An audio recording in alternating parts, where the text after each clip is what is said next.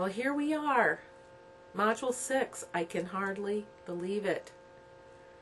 I know how much you should be, or probably looking forward to your summer vacation.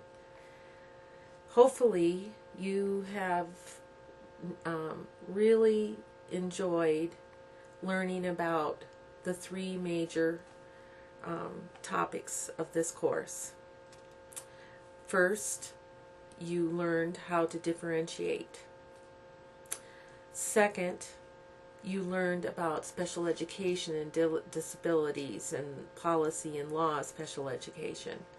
And in this last part of the course, you have really been focusing on how to diagnose and look at data and figure out how to best accommodate students or recommend them for special education services.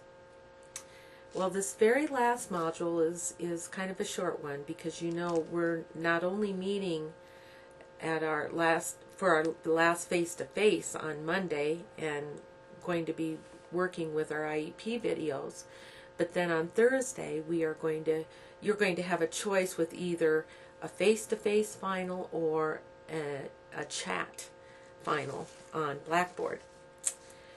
So anyway, here we are. This module, Module 6, our two goals are that you would be able to learn and recognize child abuse, learn about and recognize child abuse and neglect, and know what your responsibilities are as a mandatory reporter. And the second part would be to learn and be able to be informed on medication administration in the schools and what your responsibilities are if you would happen to be appointed as a medication administrator.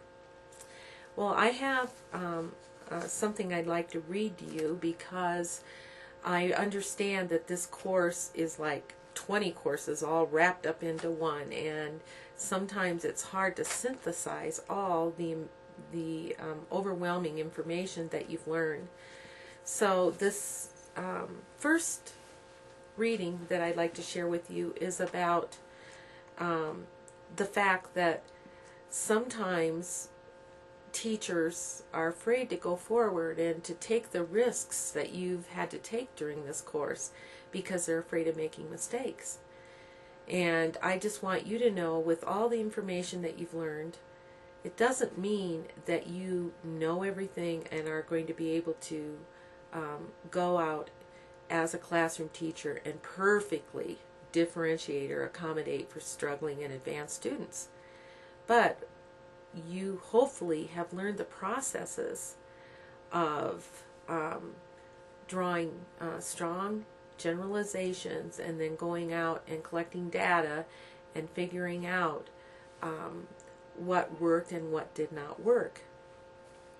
So this first poem: when things go wrong, as they usually will, when the track you're climbing feels all uphill, when your salaries are low and your debts are too high, you would want to smile, but you'd have to sigh. When care is making you down a bit, rest if you need, but do not quit. Do not quit as teachers. Life is hard with its own twists and turns, as sometimes every one of us learns. When many a failure turns inside out, when you could have won if you had turned about. Do not give up. Do not give up that differentiation.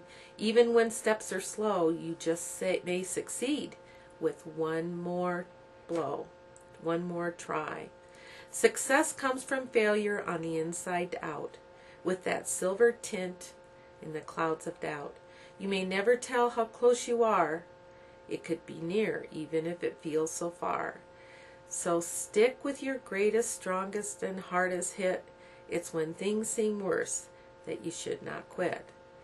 With all the details and all the planning that you're going to be doing as a inclusive leader and teacher in your classroom, just think, one more try, one more effort, one more plan. I'm going to hit my goal and make my target and actually meet all the needs of these students. Then, just to finish up this module, I would like to read this thank you because of the wonderful teachers you have been. Thank you for being such wonderful teachers, exemplary role models, and caring people. I have learned so much from you. Thank you for knowing your subjects and sharing your knowledge and experience. Thank you for not being afraid to treat students like real people. Thank you for showing acceptance, acceptance of each other, acceptance of your students, acceptance of me as your professor, approval and appreciation. These are all gifts that are so important to a student's development and that your students will always remember.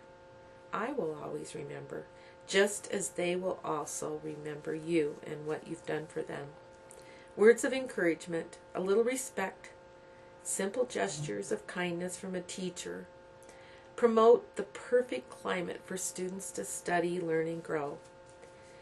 All the things that you have learned during this course of Diverse Learners really is encapsulated with the change that you have made from the inside out.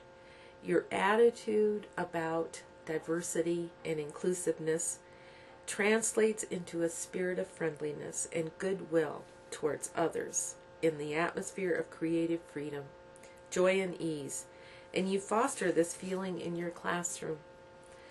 I salute the good work you've done in Diverse Learners in your classroom this last year and the good work you're going to be doing this fall. I appreciate the people you are, and I thank you for your positive influence to education, to the southeastern Colorado, and to the world.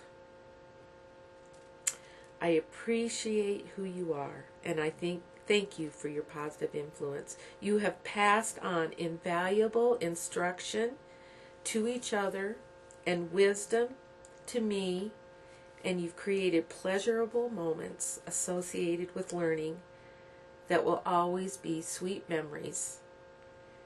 Thank you for answering the call to be diverse teachers and learners. Thank you.